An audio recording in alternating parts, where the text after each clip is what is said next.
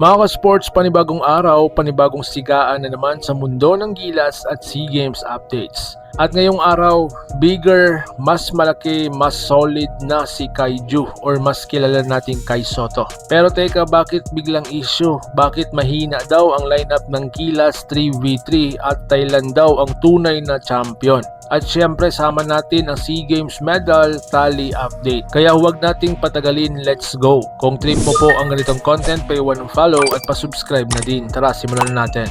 Mga ka-sports, nagulat ang buong basketball community sa latest photos at training clips ni Kai Sotto. Ang laki ng pinaganda ng pangangatawan. Mas defined ang shoulders, mas wide ang chest at halos center build na ang katawan niya. Ito yung version ng Kai na matagal nating hinihintay. Matangkad, malaki at hindi tinutulak-tulak. Ayon sa mga insiders, focus ngayon si Kai sa strength and conditioning, mas explosive footwork at pag-improve ng low post stability. Perfect timing ito, lalo na paparating ulit ang mga international windows. Kung ganito kalaki ang improvement ni Kai, ibang klase ang magiging impact niya sa gilas. Pero habang busy tayo sa paghanga kay Kai, biglang lumitaw ang init na issue. Mahina daw ang lineup ng Gilas 3v3 kaya natalo. Ito ang naging usap-usapan ngayon sa social media matapos ang laro, kung saan marami ang nagsasabi na hindi daw balance ang roster. Hindi swak ang chemistry, malalakas ang big men pero kulang sa shooters. Pero tandaan, ang 3v3 ay ibang laro, ibang pacing at isang maliit na breakdown,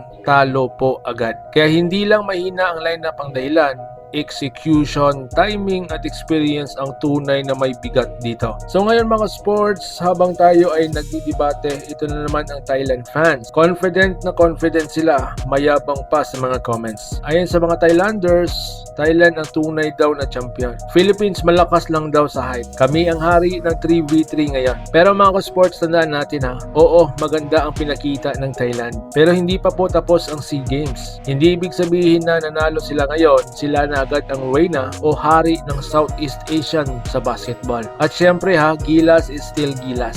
Pag nag-adjust yan, pag nagpalit ng rotation, mag-iiba ang takbo ng laro. Para sa mga naghihintay ng latest SEA Games medal tally, panibagong update.